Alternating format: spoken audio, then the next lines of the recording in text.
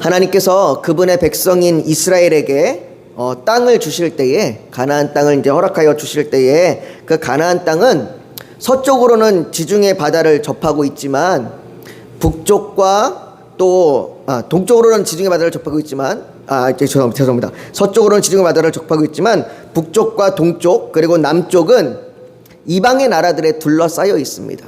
그래서 이스라엘을 중심으로 해서 이스라엘 주변의 나라들은 여러 아람과 모압과 이러한 여러 나라들이 둘러싸고 있는 형태를 가지고 있습니다. 그들은 언제라도 이스라엘을 쳐들어올 수 있는 위협이 되는 그런 나라들이었습니다. 실제로 이스라엘의 힘이 약해지면요, 이방 민족들이 자신들의 힘을 드러내며 그들에게 쳐들어왔습니다. 그래서 이스라엘의 역사 가운데에 그 이스라엘의 왕들이 좀 약해지거나 이스라엘의 그 국력이 약해지면 언제라도 이방 민족들의 침략된 기록들이 기록되어 있습니다. 그렇다면 왜 하나님께서는 이스라엘을 그런 곳에 두셨을까요? 왜 하나님의 백성인 이스라엘을 조금 더 안전한 곳에, 그 안전한 곳에 이스라엘을 두지 않았을까요? 이렇게 주변에 둘러싸여 있는 지형이 아니라 우리나라 영국처럼 섬으로 되어 있든지, 아니면 우리나라처럼 국경을 저 위에만 딱 만날 수 있도록 그렇게 해놨으면 그래도 덜 위협이 좀 잦아들었을 텐데, 왜 이스라엘은 그렇게 사방으로 둘러싸여서 위협이 있는 나라들 가운데에 그렇게 두셨을까요? 이스라엘이 가나안 땅을 정복한 이후에 그 일들을 기록하고 있는 사사기에 보면요, 사사기 3장 4절에 이렇게 기록합니다. 남겨두신 이 이방 민족들로 이스라엘을 시험하사 여호와께서 모세를 통하여 그들의 조상들에게 이르신 명령들을 순종하는지 알고자 하셨더라 라고 이렇게 말씀하십니다. 남겨두신 이방 민족은 위협이 되고 두려움이 될 수 있습니다. 어쩌면 전쟁의 위협 속에서 하나님을 원망할지도 모릅니다. 그러나 그 원망은 하나님께서 자신들을 지키시고 보호하심을 믿지 못하는 기만이기도 합니다. 하나님께서 원하시는 건 이스라엘이 하나님의 뜻에 순종하는 겁니다. 그들이 하나님의 뜻에 순종할 때 그들은 안전할 수 있습니다. 이건 우리에게도 마찬가지죠. 우리는 좀 더 안전하고 평안하기를 바라지만 우리의 삶은 불안하고 복잡합니다. 우리와 상관없이 일어나는 일들이 우리의 삶에 영향을 주기도 합니다. 유럽에서 일어나는 전쟁이 우리의 가정 경제를 위협을 주기도 하고요. 그리고 지금 일어나고 있는 이 뉴스에서 우리가 보는 이 정부의 정책과 의사들의 갈등으로 당장 우리가 지금 환자들이 피해를 보기도 합니다. 그렇게 우리의 안전은요, 우리의 상황에 달려있지 않습니다. 우리가 예상하지 않고 우리가 예측하지 않아도, 우리가 상황을 우리 뜻대로 그렇게 이끌어가지 않아도 우리의 상황, 우리의 현실이 불안하고 복잡한 현실들이 우리에게 닥칠 수 있습니다. 우리의 안전은 그래서 상황이 있지 아니하고 하나님께 있습니다.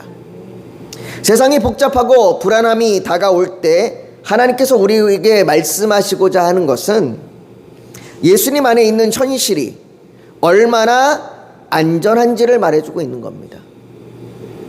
우리가 예수님 안에 있을 때에, 우리가 주님 안에 있을 때 그 현실이 가장 안전하고 그 현실이 가장 평안한 길이다라는 걸 우리에게 계속적으로 말씀해 주시는 것입니다.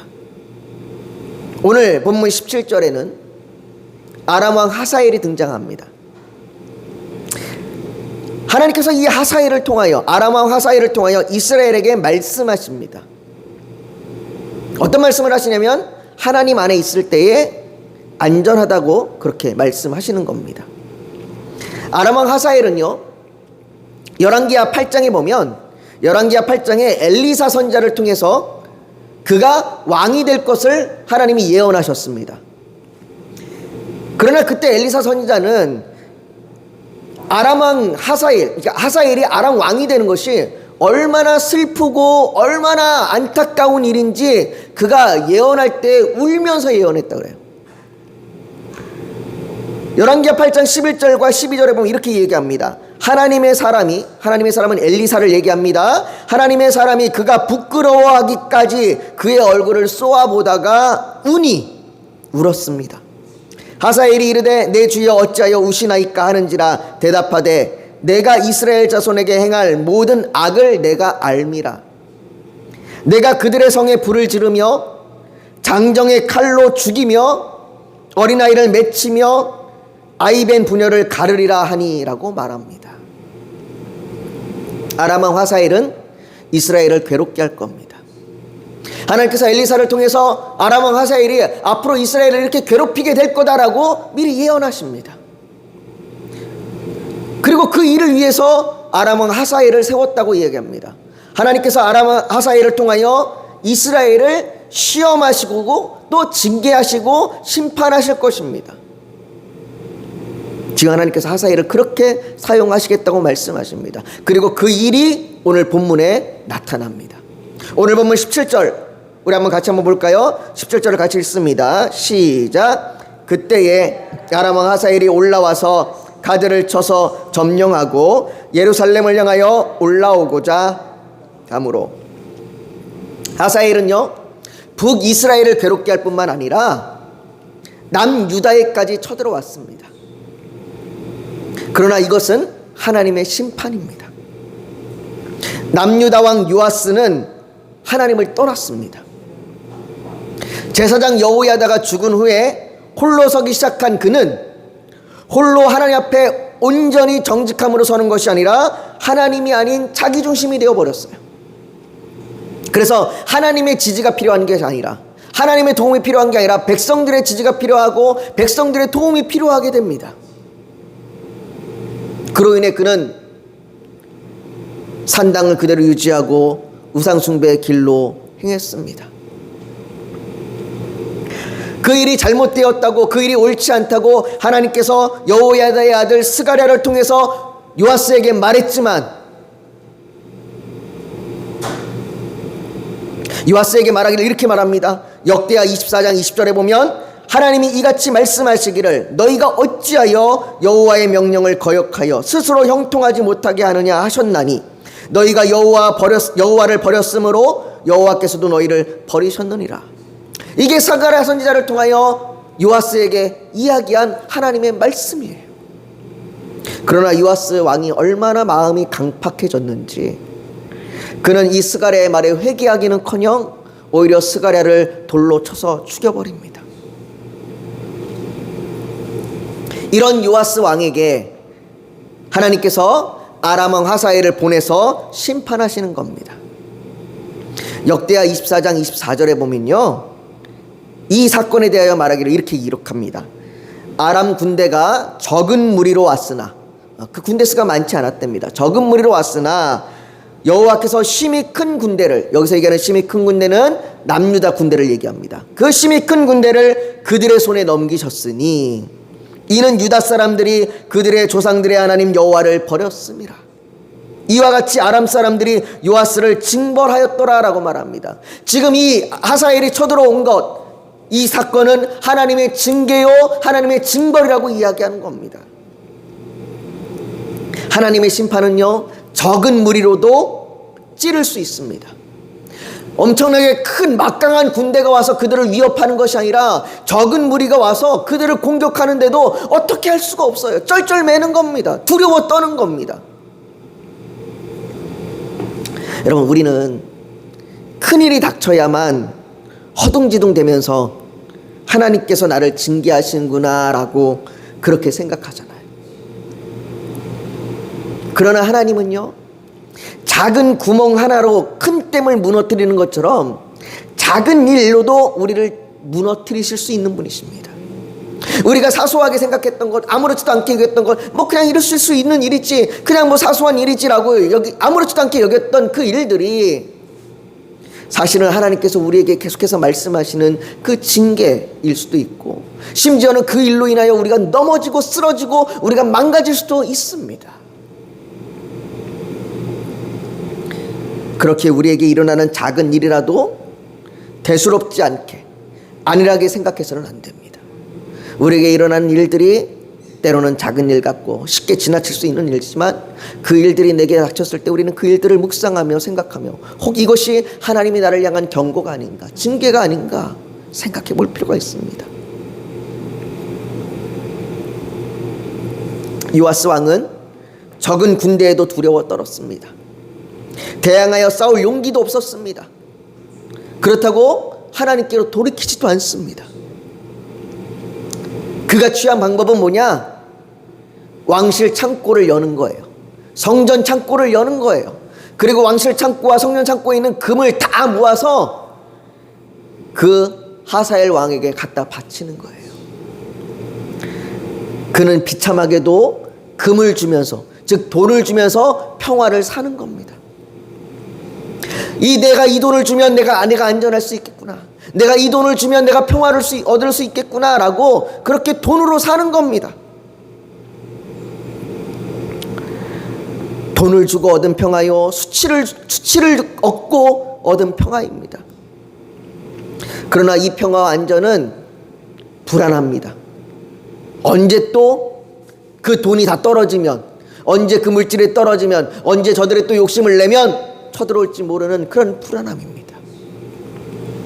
여러분, 이 세상에서 우리가 안전할 수 있다라고 여기는 것, 그래서 우리가 내가 내 물질로, 내 힘으로, 내 능력으로 사겠다라고 하는 그 안전과 그 평화는 불안할 수밖에 없습니다.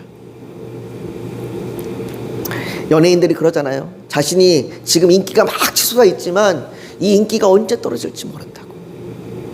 한순간입니다. 요즘 한참 축구계 이슈가 되고 있는 게 이강인 선수 문제잖아요.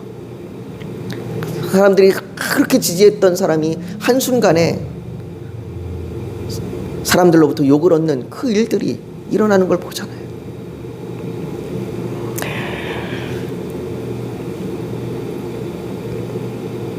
하나님의 징계와 심판을 무엇으로 막을 수 있습니까? 돈으로 막을 수 없습니다. 그러나 사람의 마음은요, 어리석어서 돈으로 살 수 있다고 생각합니다.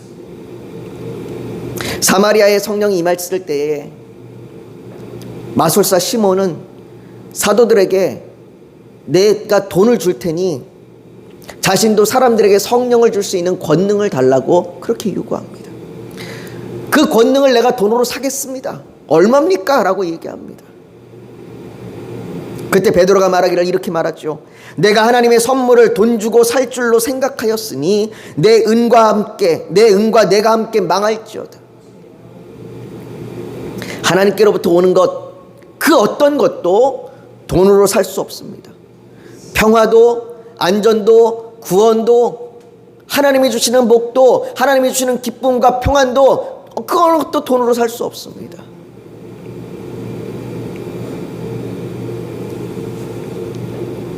이런 어리석은 요아스, 돈으로 평화를 사고 돈으로 안전을 사려고 하는 이 요아스의 모습과 대비되는 모습이 북이스라엘의 왕 여호아스입니다. 오늘 보면 13장 1절은 유다의 왕 아하시아의 아들 요아스의 제23년에 예후의 아들 여호아스가 사마리아에서 이스라엘 왕이 되어 17년간 다스리며 라고 말합니다. 그는요, 남유다의 요아스 왕의 후반부, 아마도 성전을 수리하고 그 이후에 하나님을 떠났을 그때의 모습, 요아스가 하나님을 떠나서 자기 맘대로 자기 주장대로 살았던 그 시점에 북이스라엘에서는 여호아스가 왕이 되었던 것 같습니다. 북이스라엘의 여호아스 왕은요, 정직한 왕은 아니었어요. 오히려 13장 2절, 우리 한번 13장 2절을 한번 볼까요? 같이 한번 읽어보겠습니다. 시작. 여호와 보시기에 악을 행하여 이스라엘에게 범죄하게 한 느밧의 아들 여로보암의 죄를 따라가고 거기서 떠나지 아니하였으므로 라고 말합니다. 그는 정직한 왕이 아니었어요. 그는 여호와 보시기에 악을 행한 왕이었습니다. 그래서 3절에 보면 여호와께서 이스라엘에게 노하사 늘 아람 왕 하사엘의 손과 그의 아들 베나단의 손에 넘기셨으니라고 말합니다. 하나님께서 이 여호아스가 악을 행함으로 늘 그들을 하사엘에게 넘겼습니다. 이 하사엘의 손에 넘겨서 그들을 징계하시고 심판하셨습니다. 앞에서 우리가 보았듯이 엘리사를 통하여 하사엘에게 말씀하신 대로 하나님께서 하사엘을 계속적으로 이 이스라엘의 징계의 도구로 사용하고 계시는 겁니다. 그런데 놀라운 일은 4절입니다. 우리 오늘 본문 13장 4절 같이 한번 읽어볼까요? 같이 읽습니다. 시작. 아람 왕이 이스라엘을 학대함으로 여호아스가 여호와께 간구하매 여호와께서 들으셨으니 이는 그들이 학대받음을 보셨음이라. 북이스라엘의 왕 여호아스는요 하나님께 간구합니다.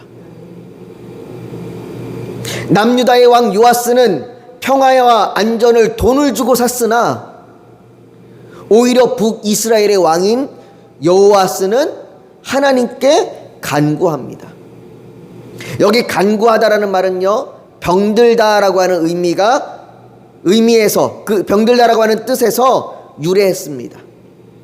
다시 말해서 자신의 약함을 인정하는 거예요.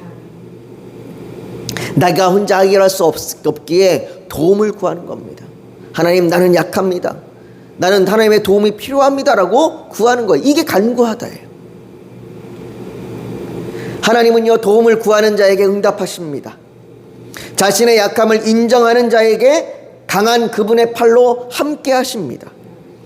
이사야 41장 13절은 이렇게 말씀합니다. 이는 나 여호와 너의 하나님이니 내 오른손을 붙들고 내게 이르기를 두려워하지 말라. 내가 너를 도우리라 할 것임이라 라고 말씀하십니다. 때로는 그 하나님의 자비가 이해되지 않을 때가 있습니다. 아니, 우리의 지혜로는 그 하나님의 사랑을 이해할 수 없습니다. 악한 자가 도움을 구하면 거절하고 그 악한 자가 당하는 것을 지켜보면서 그가 망하는 것을 보는 것이 정의라고 얘기하고 그것이 옳다라고 말할 텐데, 하나님의 사랑은 그 악한 자의 기도까지라도 들으십니다. 그렇기에 하나님께 나아가지 못할 자가 없으며, 그렇기에 우리 역시 하나님께 나아가 도움을 구할 수 있습니다.